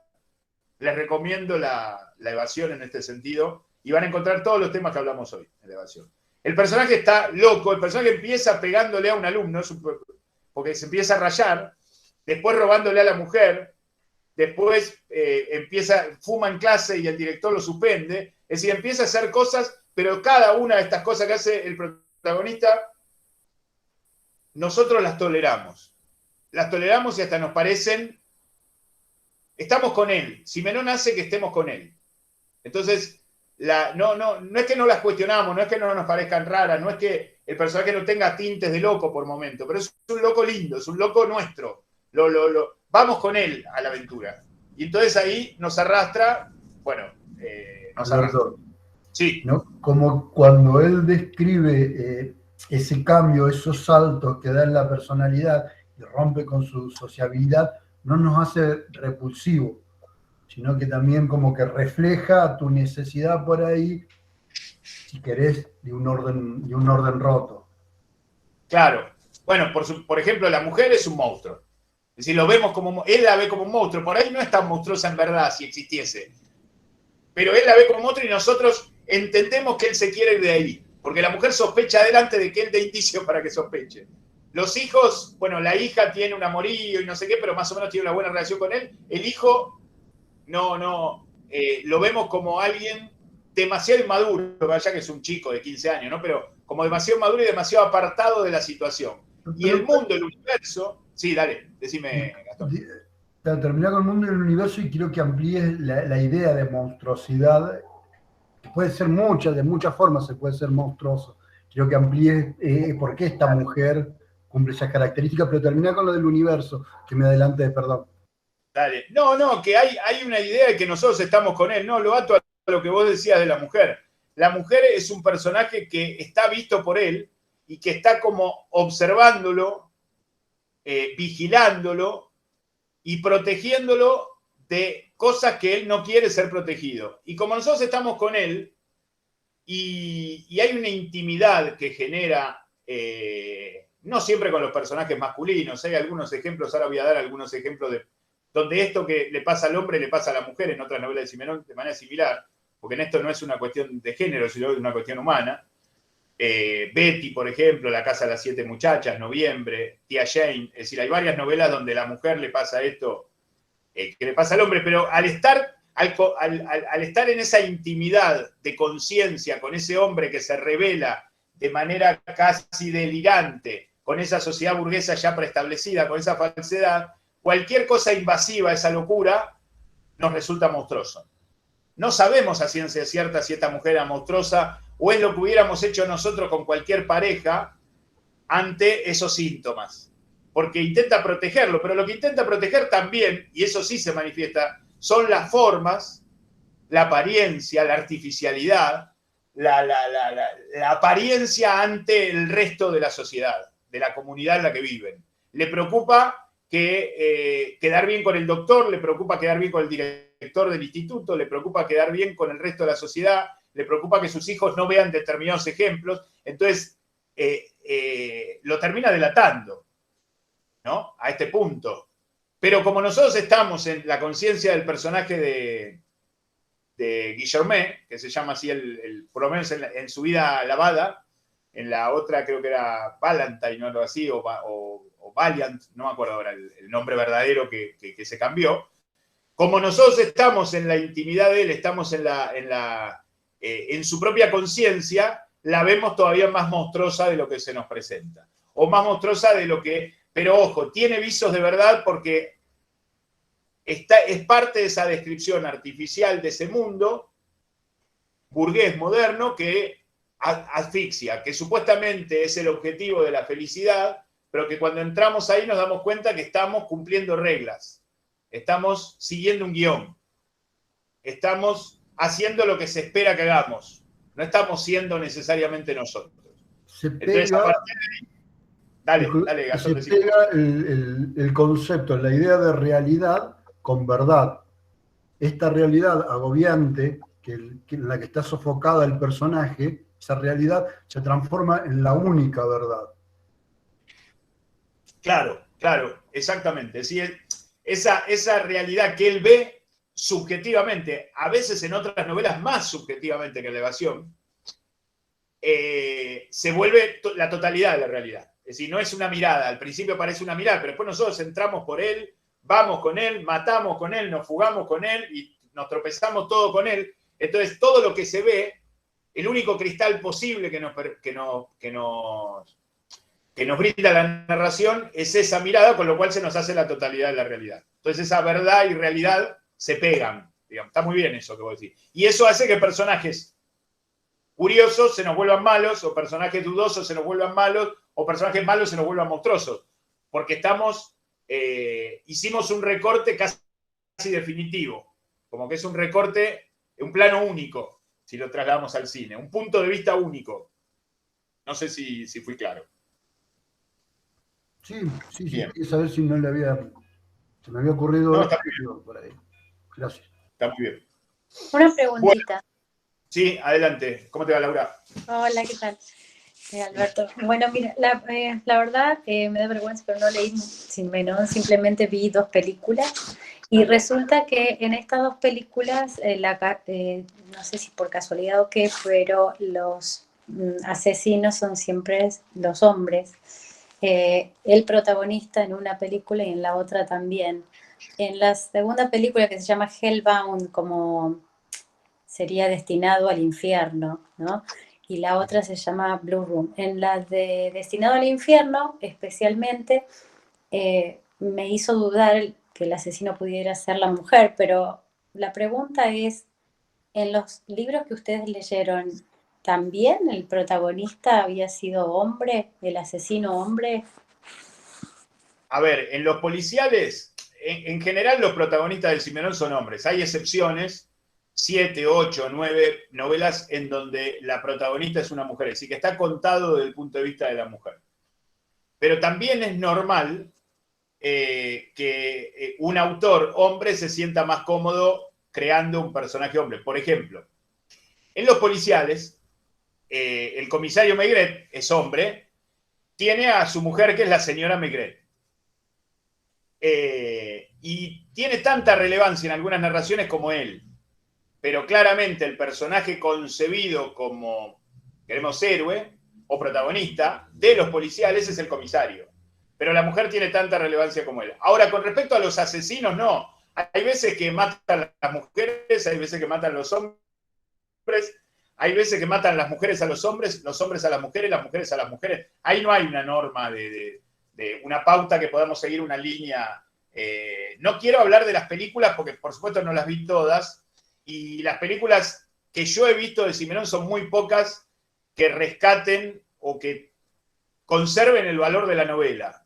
Las películas que vi son novelas que he leído antes o después de verla, y son muy pocas las que puedo llegar a recomendar como películas. Por supuesto, sí, como narraciones base, como para después llevarlos al libro. Estas dos que vos nombrás no las vi. Pero en Simenón no es, en el caso del asesino no hay una linealidad masculina, digamos. En el caso del protagonista sí, me parece lógico, qué sé yo, como muchas veces los personajes de escritoras mujeres son mujeres, porque es más fácil de imaginar, de concebir más completo. Pero insisto, la señora Maigret, que es la mujer del comisario, es un personaje exquisito que en todas las novelas tiene o una pequeña participación o una gran participación. Hay una novela que les recomiendo que es El loco de Bergerac, en donde él está postrado en una cama, como La ventana indiscreta de Hitchcock, la novela creo que es anterior, y él resuelve el crimen mirando por la ventana, pero la ayudante, casi la que descubre el crimen, es la señora Maigret, que va a hacer los mandados y le trae información y lo hace pensar en una falsa pista que él tiene y, digamos, activa desde ese lugar, activa como compañera, activa como guía, si se quiere, espiritual, porque el personaje del comisario Maigret es el único personaje de toda la obra de Simenón que no se descarrila, porque tiene una contención no moderna, o sea, compasiva previa a cualquier ambición de supuesta felicidad burguesa. Entonces él vive siempre en el mismo lugar, tiene siempre la misma mujer, no tiene hijos, tiene siempre su mismo trabajo y es un tipo con un honor y una ética de hierro. Entonces el tipo no se desvía de su lugar, entonces no es infeliz con lo que hace, sino que ni siquiera se lo plantea. Pero quien contiene espiritualmente esa idea claramente, con pequeños matices o con grandes matices en todas las novelas, es la mujer. En las historias del destino, en las novelas del destino, es más variado. La mujer de los personajes tiranizados como el del evadido son mujeres tiranas, ¿sí? Las hijas son lo que todavía es posible que no se vuelva esa mujer. Por ejemplo, la hija de Guillermet, el protagonista de La Evasión, es como la imagen de, digamos, está camino a ser su madre, pero hay alguna posibilidad de que no lo sea y de que sea otra cosa, inclusive superadora. Pero la mujer ya consolidada, que entró en ese círculo y que ya formó la familia, que ya o consiguió un trabajo o le organizó la vida, el trabajo y la economía a su marido, o ya generó determinados lazos sociales con esa comunidad, en general es un personaje monstruoso. De lo más interesante, no es alguien que descartable, sino con un montón de matices y con un montón de cosas que se repiten a lo largo de su obra y que tienen que ver con la artificialidad de la vida moderna, con la idea de que estamos, recién lo dije medio al pasar y ahora no me acuerdo bien cómo lo dije, pero la idea de que estamos como recitando de memoria, como si estuviésemos cumpliendo un guión, como si se nos fue escrito, tenés que hacer determinadas cosas, tenés que estudiar tal carrera, tenés que conocer a una chica, te tenés que casar, tenés que tener hijos, te tenés que comprar una casa y tenés que ser feliz. Y nosotros vamos y hacemos eso, en el mejor de los casos, ¿no? Porque 2/3 partes de la humanidad se mueren de hambre, como ustedes saben. Si no lo saben, los anoticio.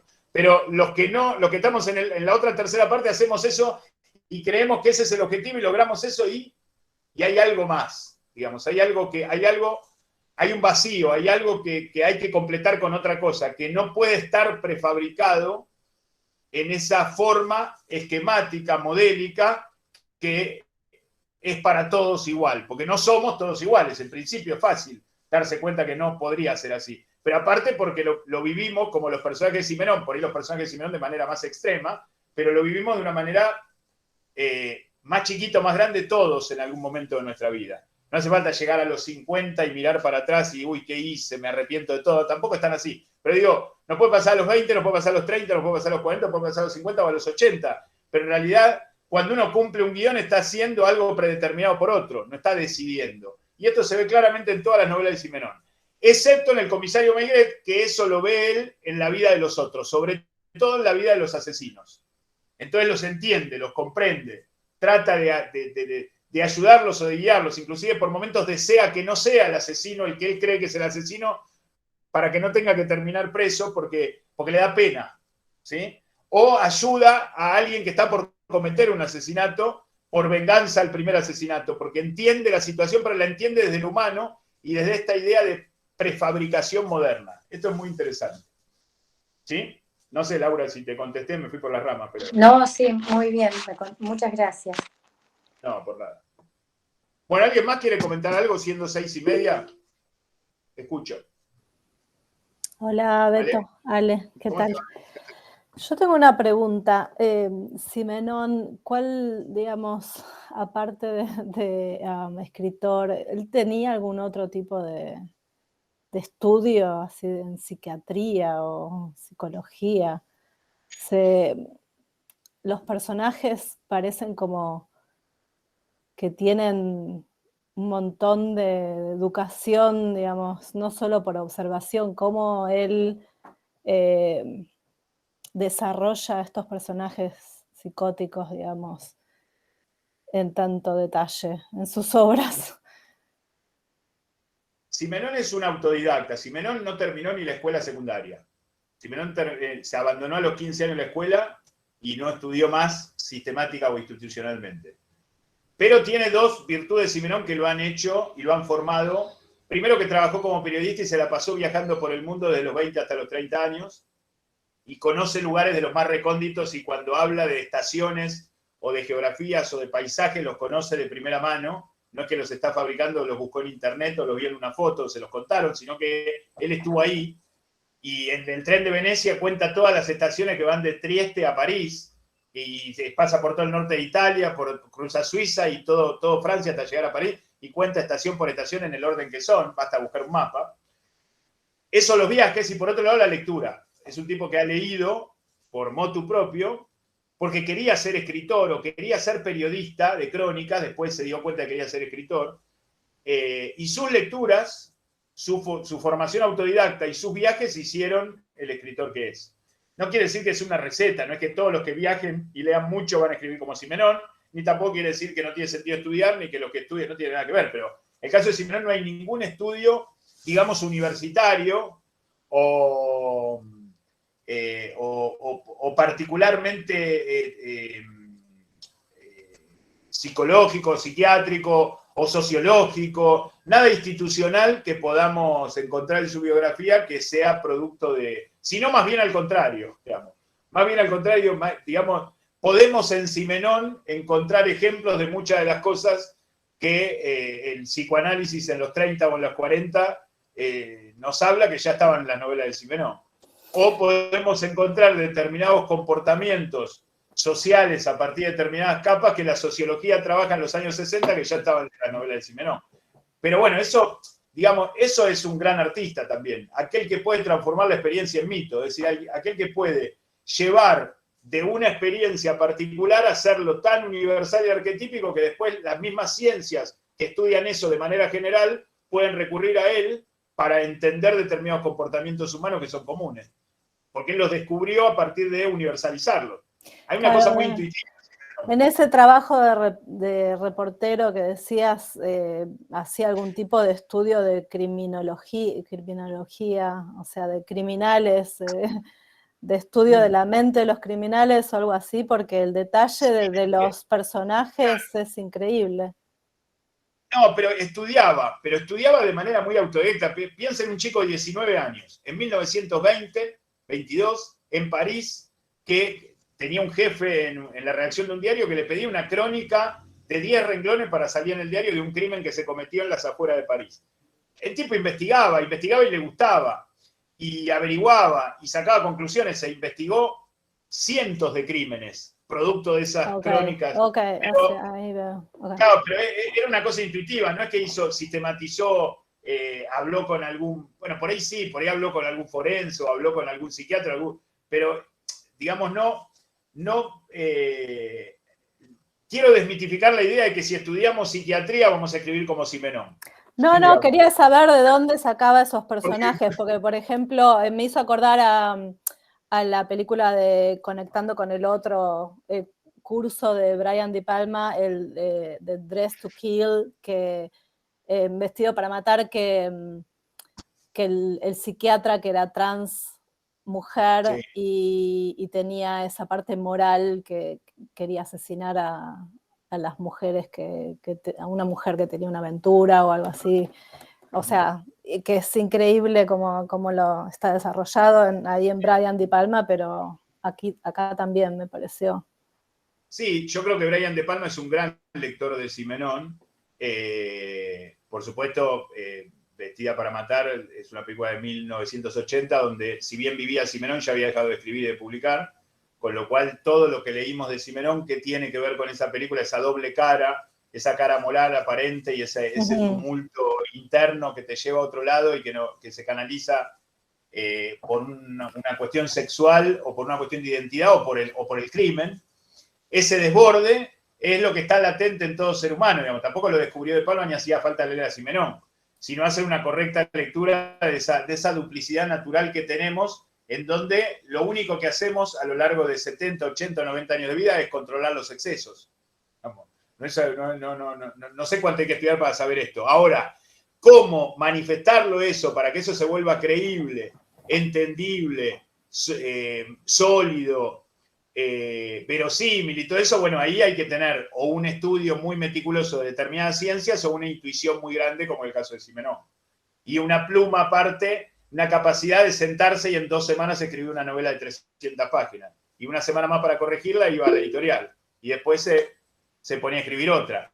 Digamos, también hay que tener ese ejercicio, hay que tener un montón porque también se manifiestan inseguridades en Simenón, pero no inseguridades de escritor, no inseguridades en su literatura, sino en sus temas o en la sociedad que describe o en el mundo que construye. Pero no insisto con esto, me parece que todo lo que uno estudie, todo lo que uno lea, todo lo que uno investigue va a favor de lo que uno vaya a hacer, sea en materia artística o no. Pero nada es condición sine qua non. Porque uno está construyendo un sentido arquetípico, universal, metafórico. Entonces lo que uno tiene que construir es algo que al plasmarse en el papel funcione, tanto la primera como la segunda historia, que al espectador o lector se lo crea y que al espectador o lector le sirva para pensar. Si es así, no importa si coincide con el caso A, caso B, con el libro tal, la jurisprudencia o el caso psiquiátrico X. Después notamos que coincide. ¿Y por qué coincide? Porque hay gente que tiene más o mejor intuición que otros. Digamos. Voy a decir que nosotros, pero voy a decir que yo. No lo voy a incluir. Ustedes por ahí tienen más intuición que yo. Pero esto es muy interesante en el arte porque esto se manifiesta a lo largo de la historia, digamos. O sea, no muchos de los trágicos griegos o el mismo Shakespeare o Cervantes no eran tipos excesivamente cultos y estudiosos que a los 60 años de vida, después de haber hecho todas las carreras universitarias posibles, se pusieron a escribir. Eran tipos que escribían intuitivamente, que por supuesto tenían cierta relación con el mundo en el que vivían, y el mundo en el que vivían tenía otro grado de erudición, otro grado de cultura, pero no era Cervantes, no era un tipo culto, era más bien un cualunque, parte del. De hecho, fue soldado de guerra, es decir, no es un tipo que se haya especializado en estudiar profundamente de manera científica las ciencias que después iban a tocar su literatura. Sin embargo, seguimos leyendo el Quijote, no las teorías sociales o políticas o idealistas de otros siglos, digamos. ¿Por qué? Porque hay un grado de universalización mayor, porque la ficción, y esto me parece que Simenón lo tenía muy claro, y con esto cierro y ya abro el juego y no voy a seguir monologando. La ficción tiene, a diferencia de la realidad, la ficción respecto al ensayo, si queremos, o la ficción en el cine frente al documental, o la ficción creada por un gran autor respecto a la vida cotidiana de cada uno de nosotros, tiene un poder de universalidad que lo individual, lo real, lo concreto no tiene. La vida de los personajes de Simenón o la vida de los grandes personajes de las grandes películas son más interesantes que la vida de los espectadores, que la mía, por ejemplo. Pero debe ser así. Entonces, al ser más interesantes, se vuelven más paradigmáticos, se vuelven más útiles para los demás, se vuelven más propensos a ser pensados por los demás y se vuelven más parecidos al género humano. No sé si se entiende esto. Entonces ahí es donde, me parece que es donde está el meollo para entender la capacidad que tiene la ficción. Por eso uno muchas veces elige la ficción a la realidad para leer. Porque una noticia del diario es ínfima, por más real que sea y traumática y tremenda que sea, que una tragedia de Sófocles. Porque la tragedia de Sófocles hace 2500 años que te está explicando el diario de ayer, de hoy, de mañana. Porque está pensado arquetípico universalmente. Porque está hablando de cuestiones que tienen que ver con la condición humana que no varían. Y que fueron concebidas intuitivamente, en este caso por Sófocles, pero cualquiera de los que nombré y otros de los que puedo nombrar o pueden nombrar ustedes, que solo lo permite la ficción. La ficción, en el caso de la tragedia griega, con recurrencia mítica, ¿no? Con toda la mitología griega. Pero en el caso de otras escrituras a lo largo de los siglos, sin esa referencia mítica. En el caso de Simenón, son historias que suceden en el presente de la escritura de Simenón. No hay ni siquiera un sustrato, no están ni los dioses, ni los héroes, ni los adivinos, ni Tiresias, ni Ajax, ni Edipo. Está Juan Pérez, el profesor Guillermet. Está. Y listo, y basta. El tema es cómo intuimos desde la ficción y cómo universalizamos de manera tal que eso nos sirva a todos. Nos sirva a todos para pensar, nos sirva a todos para vivir, nos sirva a todos para continuar leyendo y sobre todo nos sirva para atar cabos y hacer puentes con otras lecturas y con otras formas artísticas. Que es un poco lo que hiciste vos, Ale, comparando a De Palma con Simenón, que es muy propio sobre todo esa película de Palma, por esa duplicidad. El tema del doble es uno de los temas de Palma, ¿no? Como en Simenón. Pero ni uno ni otro lo inventó. Es algo que viene con la cultura. Que ya en los griegos ya estaba el tema del doble. ¿Sí? Y antes también. No sé si te contesté, Ale. Sí. ¿Sí? Gracias. No, a vos. ¿Alguien más quiere comentar algo? No sé, Gastón, si hay algún chat o... No, por el chat no. Sí, bueno. Por ahí, aquello que yo conocí Simenón por parte tuya, vos me lo presentaste. Si alguien más está en las condiciones o por ahí que no conoce Simenón y uno busca en su historia periodística, en el diario de La Nación, acá de la Argentina, hay una nota muy interesante cuando recuerdan que Simenón le hizo un reportaje a Trotsky, el líder ruso. Sí, el líder de la... Creo que eso también, si se quiere, me parece que grafica un poco a qué nivel de pluma te estabas refiriendo vos. Bien. Sí, no, era un tipo que cuando pudo elegía a quién reportear y cuando no pudo le sacaba mucho jugo a lo que reporteaba. Era un tipo que escribía cada vez mejor, por eso saltó de la simple crónica periodística a ser un escritor publicado 3, 4, 5 libros por año. Y aparte era un lector muy conocedor, autodidacta absolutamente, pero como muchos de su época también, bueno, Borges era un autodidacta, digamos, nosotros los argentinos nos la pasamos homenajeando y alabando a Borges como el escritor argentino, más allá de las opiniones que podamos tener cada uno sobre él, o que nos guste más o menos que otros, y Borges decía que no hizo la universidad porque no quería arruinar su educación. O sea, Borges terminó el secundario medio por mandato familiar, y a los tumbos, pero Borges leía desde los 9 años autodidactamente y siguió leyendo hasta que pudo leer y después le leían cuando se quedó ciego.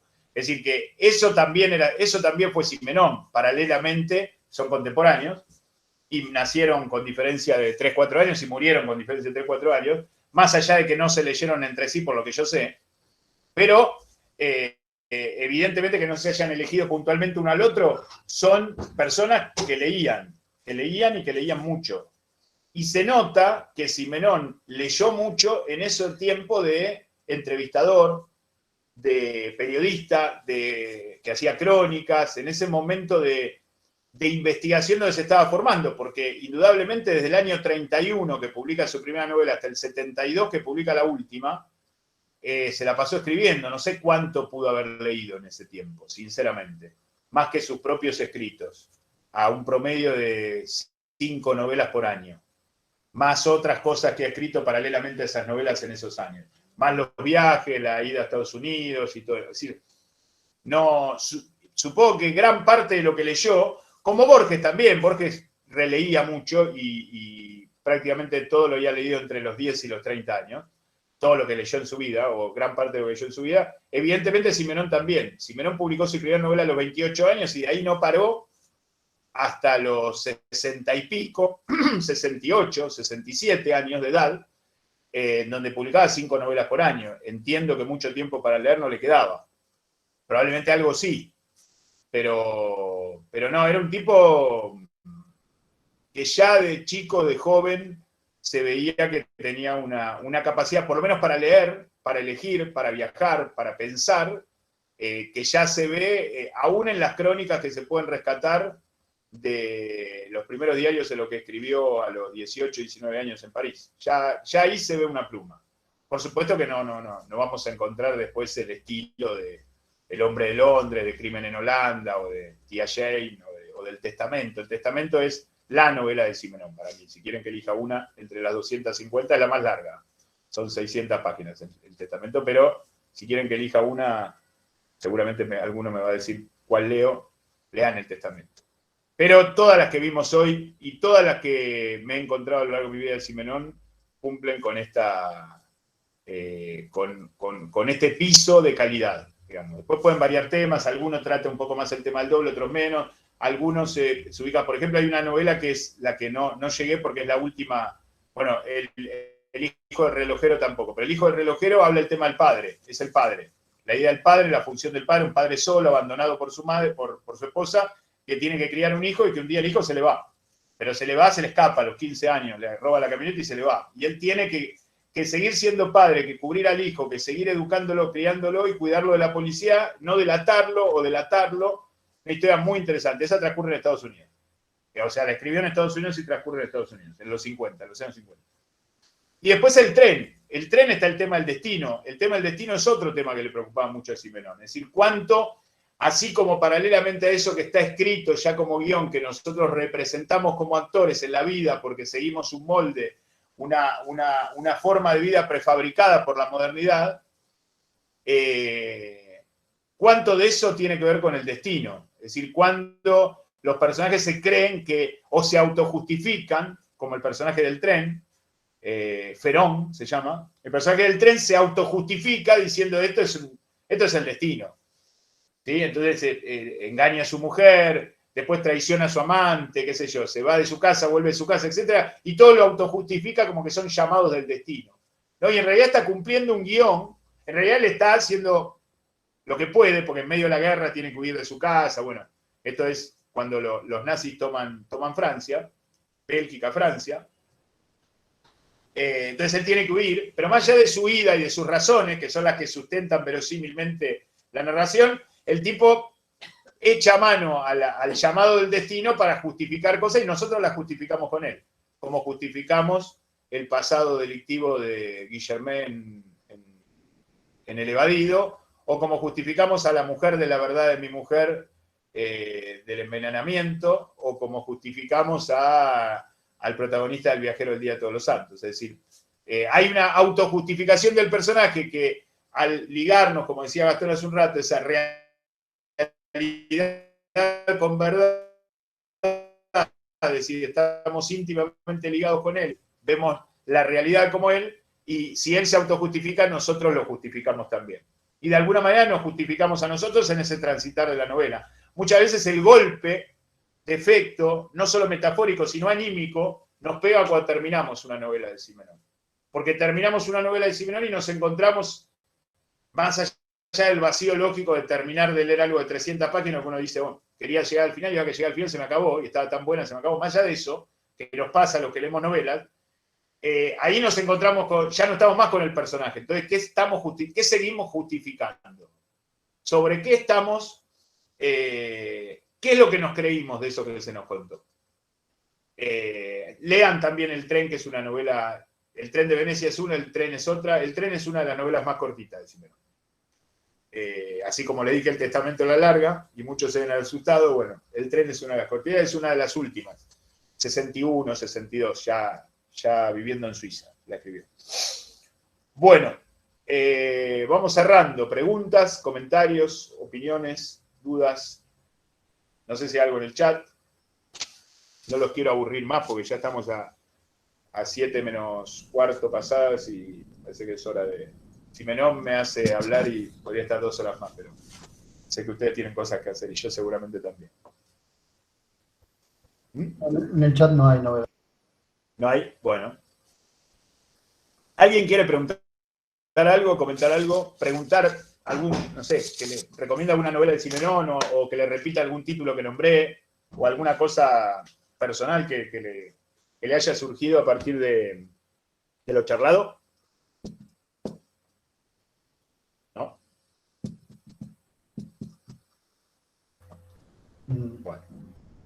Bueno, entonces vamos cerrando. Les agradezco mucho a todos la participación, la paciencia. Espero Alberto, que les haya servido. una preguntita. Sí, Marce, dale, por favor. No, las novelas estas que cuando hablaste al comienzo, o más o menos al comienzo de las ediciones de las novelas de Simenón, esa editorial Orbis que sacaba como 3 novelas o 4, no me acuerdo, juntas, en un libro de lomo negro y rojo. Negro y rojo, sí. Esas se consiguen en Mercado Libre muy fácil, porque hay un montón editadas, creo que son 30 y pico, 40 y pico, no me acuerdo, que vienen 3 novelas, algunas con letra más chica y más grande, de acuerdo al tamaño de la novela y también de la edición. Eso se consiguen muy baratos en Mercado Libre. Depende son de la buenas ciudad ediciones. Son muy buenas ediciones, son muy buenas traducciones, son muy buena la edición, la tapa dura, el libro cosido, impecable. Es la mejor para leer y aparte son 3 novelas en una. Y son muy baratas y se consiguen en Mercado Libre, está lleno por no sé, ahora, 300, 200, 400 pesos cada uno. Nada más que, bueno, después hay que pagar el envío, depende de dónde uno viva. Yo vivo en San Luis y me sale más caro el envío que el libro. Pero si alguien lo compra en su misma ciudad, o lo consigue en su misma ciudad y no tiene costo de envío, lo puede ir a buscar, de eso se consigue. Pero ya, Simenón hoy hay que leerlo así, porque en la librería no está. Digamos, es muy difícil ir a una librería de estas cadenas pedir un libro de Simenón y que el librero conozca a Simenón, ya es muy difícil, les digo así. Que la persona que los atienda conozca quién es Simenón. Parece mentira, pero es así. Así que sí, ¿No salió ninguna así obra completa de modo contemporáneo? No, las obras completas de Simenón creo que no se tradujeron como obras completas al castellano, están en francés y en inglés. Tengo un amigo que las tiene, son 27 tomos, es una locura. Y una edición hermosa, pero en francés. Y, por supuesto, no se venden en la Argentina. Hay que comprarla, pero hay que leer francés. Yo la voy armando comprando individualmente. Ya voy por más de la mitad, pero bueno, lo ideal sería tener las obras completas, pero no me quiero imaginar el precio de esas obras completas si estuviesen o si existiesen en castellano. Es una forma de comprar todas las novelas, por lo menos las de Maigret, las policiales de A3 es ese y son unas ediciones exquisitas. Y después se editaron otras novelas de Simenón con ese mismo, no me acuerdo el sello, pero es esa de lomo duro, de tapa dura con tapa negra y roja. Esas son de las mejores traducciones que he leído y de las mejores encuadernaciones, de las mejores ediciones también. Así que si quieren ir por ahí, si no, lo que lean de Simenón, lo que se encuentra de Simenón, también unos libritos de bolsillo, porque hay muchas novelas cortas que escribió, novelas cortas, digo, de 100 y pico de páginas, no muy extensas, que se hicieron, bueno, durante el siglo XX se lo editó en castellano de miles de maneras.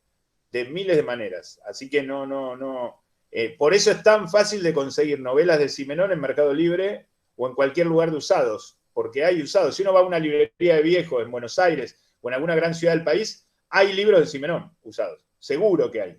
Seguro que hay.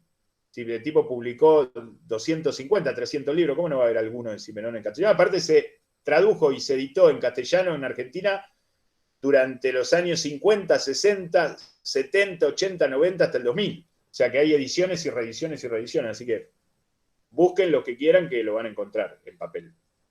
Yo para los que leemos en papel, ¿no? Porque en PDF yo tengo un montón de novelas, pero leer una novela completa en PDF ya es complicado, leer varias para algunos de nosotros es complicado. Buenísimo, gracias. De nada, Marcelo.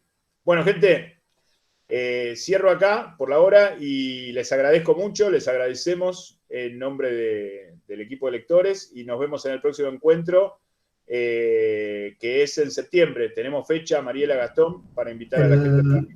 El 28 de septiembre. 28 de septiembre. 28 de septiembre, sí, utopías y distopías. Que es como una continuación de lo que vos venías trabajando en... Lo que pasa es que está dentro de la ciencia ficción, pero la línea de trabajo ya no va a ser la misma. Bien, bueno. Ese va a ser el tema. Distopías y utopías basada en 2 relatos. Nosotros de Samiatín, que se considera la primera novela distópica del siglo XX, y Fahrenheit 451 de Bradbury. De Bradbury, bárbaro. Bueno, quedan invitados para el martes 28 de septiembre, para el próximo. Y después seguramente vamos a hacer 2 más, uno en octubre y otro en noviembre para cerrar el año con estos encuentros. Gracias a todos y nos vemos. Chau, chau.